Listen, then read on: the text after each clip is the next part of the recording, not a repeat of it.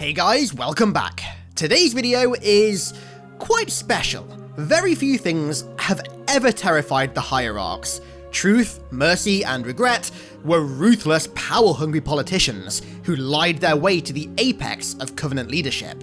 They manipulated all races within the Covenant, including their own, in their pursuit of power, making countless enemies and even starting one of the bloodiest wars in galactic history along the way. But never once were they ever fearful for their lives. Never once did any organization or group, or God forbid any individual, terrify them, interfering for their lives and, more importantly, their power. Except for one elite. An elite so powerful, the prophets banished him into exile because of the risk he posed to their power. He was the only one within the entire Covenant who the hierarchs legitimately believed could destroy their societal and political ivory tower that they built, and usurp them from their thrones atop the Covenant. This elite, almost universally considered to be the most revered and powerful elite in the history of their species, was one Xytan Jar Wattinree. And in today's video, we are going to dive into the life of this incredible elite. Why he was so revered and powerful, his battle history, his exile and relationship with the Covenant, and his unfortunate demise. Cheers to Tommy Hayden for recommending this video. I did already have it on my to-do list for my videos. I've had it on there for a while now, but Tommy just spurred me on, so thanks for that, dude. Also, apologies if my voice sounds off in this video. I'm currently suffering quite bad from allergies, so not much I can do about that, I'm afraid. So if you enjoy the video, then you know the drill by now. Don't forget to leave a like, subscribe if you're new, I can assure you it's worth it, and don't forget to follow the Twitch. Trust me. Hitting follow is a choice as important as firing the array during a flood outbreak. Now let's kick this bad boy off. So, who exactly was Xytan Jar Wattinree, and how did he become so revered in the first place? Well, he was the only known Imperial Admiral in the entire Covenant, a role that embodied his incredible status as an elite. As Imperial Admiral, he once commanded the entire Covenant Navy. Now, there were likely more who did hold this rank, but Xytan was the only one ever encountered by the UNSC, so for now, he's the only Imperial Admiral. He was described as, quite literally, a living legend, practically worshipped by other elites because of his accomplishments and status. He was everything that made a great leader and more. Confident, charismatic, intelligent, powerful, cunning. Throughout his entire career, he never once suffered a defeat, never failed at any task regardless of its difficulty, and was never found to be wrong. But most importantly, he never let any of this get to his head.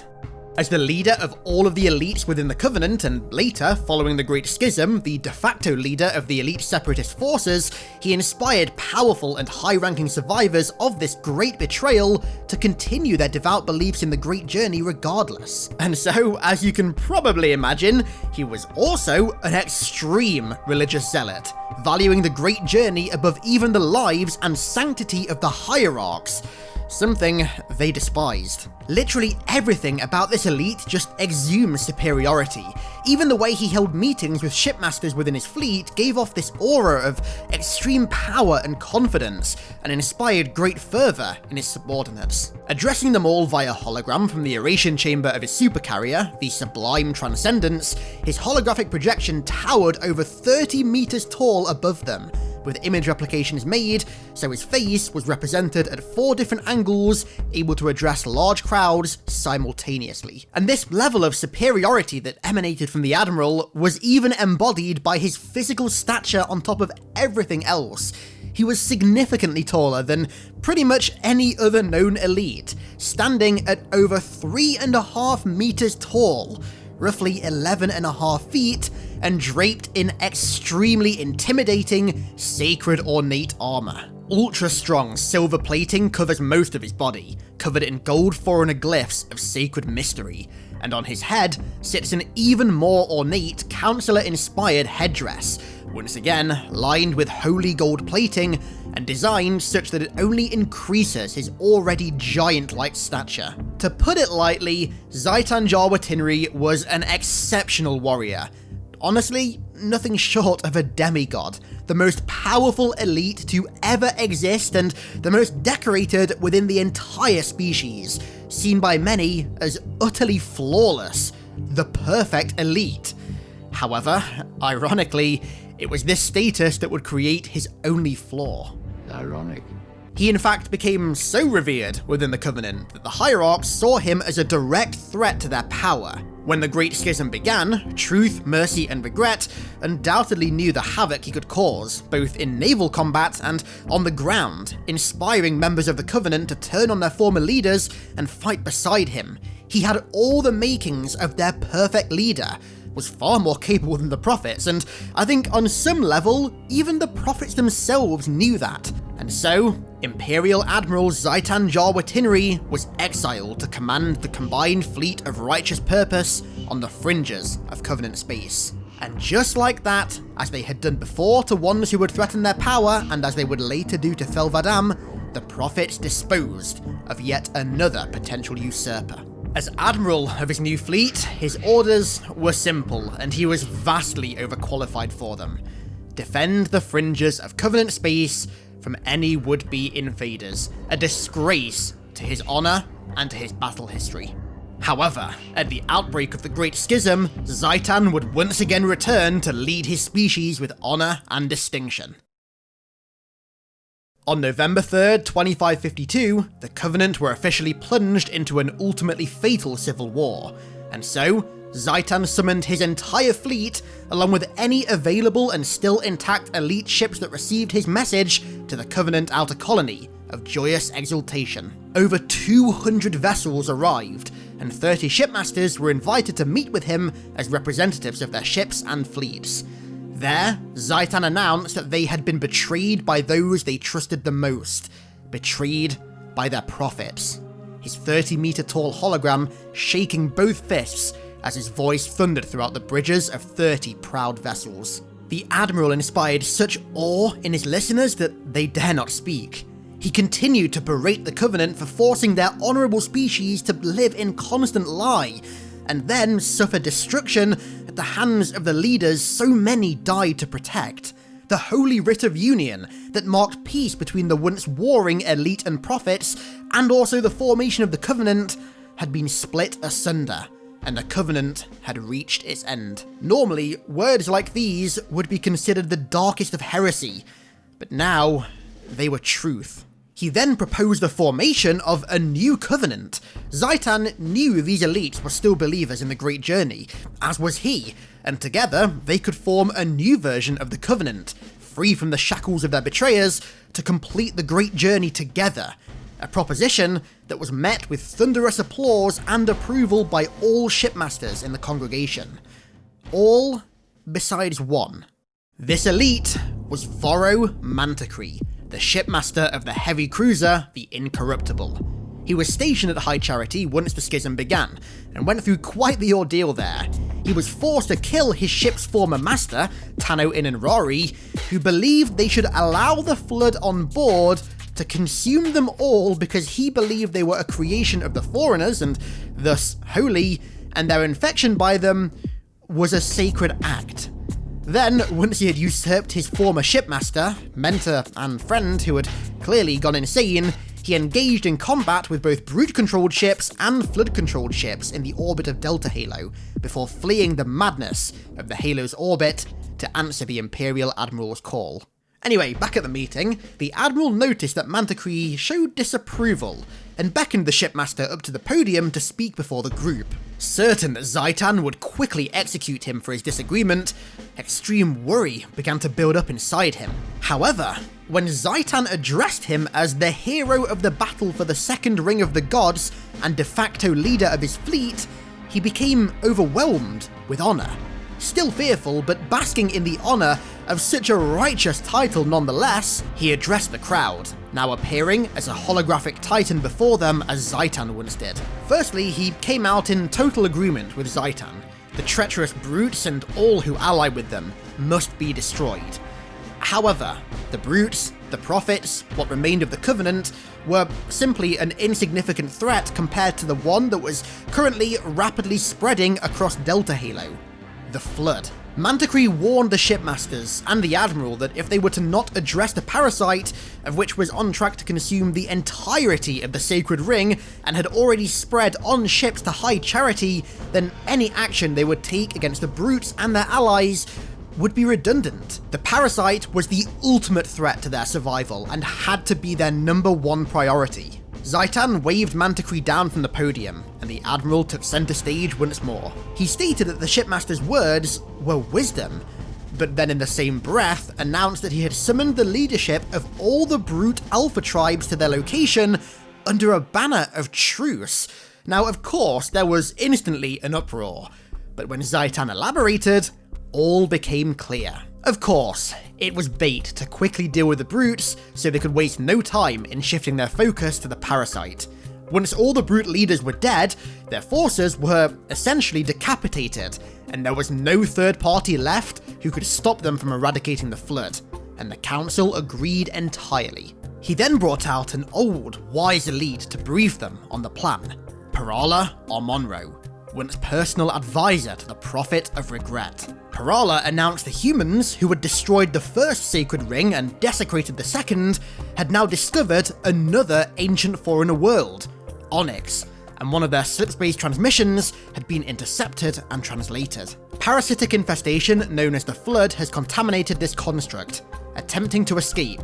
Unknown coordinating intelligence suggests Fleetcom Nova Bomb Delta Halo, followed by the humans' orders. Send elite strike team to recover technological assets from Onix.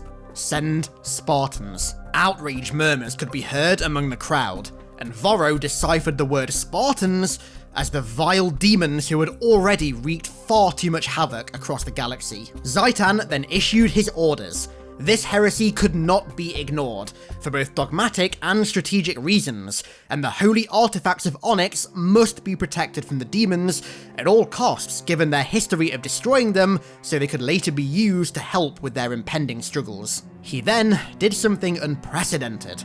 On the spot, he promoted Shipmaster Vorro Manticree to Fleetmaster Vorro Nar Manticree, and ordered that he lead his new fleet, the Second Fleet of Homogeneous Clarity, to Onix to slay the demons and retrieve the artifacts. On the surface, Vorro was extremely honoured, but deep down, he wondered if Xytan had ulterior motives with this promotion. Spoilers, he did. In fact, in promoting Vorro, he had simply demonstrated his superior intellect. Vorro had challenged his orders with wise words. Xytan himself genuinely believed them to be wise, but he knew that one elite in disagreement among 29 others in agreement was simply incompatible, and so he had done what the prophets did to him, exiled Vorro for challenging his leadership, or so he thought. Either way though, whether it was done with an ulterior motive or as a genuine reward for his wise words, was ultimately redundant. See, on board the supercarrier, the Sublime Transcendence, were a number of engineers and a grunt by the name of Quasas. No, the irony of that name is not lost on me. The day of the grand meeting between all the elites, Quasas delved deep into the bowels of the ship where the engineers worked, and found them playing with a large, shiny cylindrical machine. They had its hull opened up and were messing around with the wires inside it, and so Quasas went up and started pressing random buttons inside it that just happened to be flashing. And suddenly, a human started speaking from it, beginning midway through a sentence. He understood what the human was saying, but didn't know what it meant, and the words went as followed. I am Vice Admiral Danforth Whitcomb, temporarily in command of the UNSC military base, Reach. To the Covenant uglies that might be listening, you have a few seconds to pray to your damned heathen gods. As the message cut out, the engineers let out an ear-piercing screech and rushed to the machine, and began soldering wires together with sparks, and the device was turned on once more, now showing red symbols on the display and speaking once again, this time playing the part of the message that was originally cut off. This is the prototype Nova Bomb, 9 fusion warheads encased in lithium triteride armor. When detonated, it compresses its fusionable material to neutron star density, boosting the thermonuclear yield 100-fold. This is Vice Admiral Danforth Whitcomb, and then there was a blinding flash of light, followed by a glorious wave of heat, then nothing. Just as Vorro and his new fleet had left the system en route to Onix, the engineers had accidentally activated a Nova Bomb, the most powerful warhead in human history, on board Xytan Jar Wattinree's supercarrier. The resulting blast was absolutely cataclysmic. Both north and south poles of Joyous Exaltation, the planet beneath them, were lit, destabilizing its atmosphere and melting its entire surface before igniting it. The nearby moon, Malheim, was shattered into 1 billion fragments. The overpressure force of the explosion subsided, sending a 300-kilometer spate of wind across the surface of the planet, obliterating cities and creating vast tsunamis. But most importantly, every single ship on this side of Joyous Exaltation was boiled and vaporized in an instant. Over 200 ships, carrying maybe even millions of holy warriors ready to take the fight to the Covenant, defeat their betrayers, then annihilate the parasite and begin the Great Journey, were all boiled and vaporized in an instant. And with them, the most powerful elite in their species' history, Xytan Jar Wattinree. What an unfitting end for such a figure. Quite ironic in a way, if you ask me. He was the most notorious revered figure not only within his entire species, but arguably within the entire Covenant as well, who was poised to bring a swift end to the entire hegemony, one much swifter than the Arbiter dealt them. And he met his end thanks to an overly curious engineer and a fiddling grunt. What an utter shame, what a disgrace to his legacy. Can I please get a massive F in the comments, please, for Imperial Admiral Xytan Jar Wattinree. But that ain't the end of this one. I'm not about to leave you hanging with Vorro's story. What happened to Vorro Nar Mantiquee? Well, when they arrived at Onix, they were denied access by the planet's Sentinels, which led to a short conflict with them. One of their ships was destroyed, but they were able to combat the Sentinels that remained fairly easily. A destroyer within the fleet, the Absolution, was then sent to jump to the North Pole of the planet, where, upon arrival, it was immediately greeted with even more Sentinels and immediately destroyed. To counteract this, Mantiquee ordered the rest of the fleet to move into the atmosphere, where they faced little resistance, but ultimately detected another Covenant ship on the planet, the Bloodied Spirit, of which had been captured by the humans some time prior, and he prepared to lead an assault on its location alongside all the remaining reserve troops in the fleet. Leading the assault in what ended up being an ancient Forerunner city on the planet, Mantiquee, along with his hunter companions, pursued the Spartan 2s and 3s, aided by a number of legendary elites, known for their valor and savagery. For extra protection against the demons, he actually ordered all of his elites to carry jackal shields. Now, as weird as this might sound, he was prepared to do just about anything to ensure the humans did not destroy Onix as they had done the first Sacred Ring. When they reached the antechamber of the core room of the planet, all they found was one Spartan, Kurt 051, who had been mortally wounded and was bleeding out. As he was preparing to grant the Spartan an honourable death with his energy sword, Kurt revealed his trap card: 2 stripped-down Fenris nuclear warheads. After Mantiquee had finished rejoicing to Kurt that he had captured Onix for the Covenant, the humans had failed, and that once he was dead, they would reopen the portal that his demon brothers and sisters had escaped through only minutes prior and hunt them to the last, Kurt started laughing, before saying, "Die? Didn't you know? Spartans never die," and detonating the warheads, killing every single Covenant ugly and denying them access to the wealth of artifacts in the Shield world. And that is the extended story of the most powerful elite in the Halo universe, Xytan Jar Wattinree, and also Vorro Nar Mantiquee as well. It's a real shame, you know, that he went out the way that he did. I mean, I would have loved to have seen him take the fight to the Covenant and absolutely demolish them. I mean, hell, maybe he even would have temporarily struck a bargain with the Arbiter and Artas and formed a temporary alliance with the Swords of Zenghilios to take them down. I mean, I doubt he would have actually joined the Swords, considering they directly oppose the Great Journey that he still worshipped, but I don't know, seeing them work together would have been kinda cool. Yeah, also rest in peace Vorunar Manticore as well.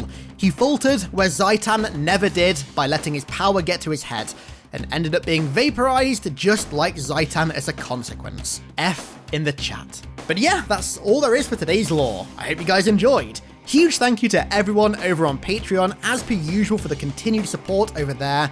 And also, thank you all so much for watching. I really do appreciate it. And I'll catch you all in the next one.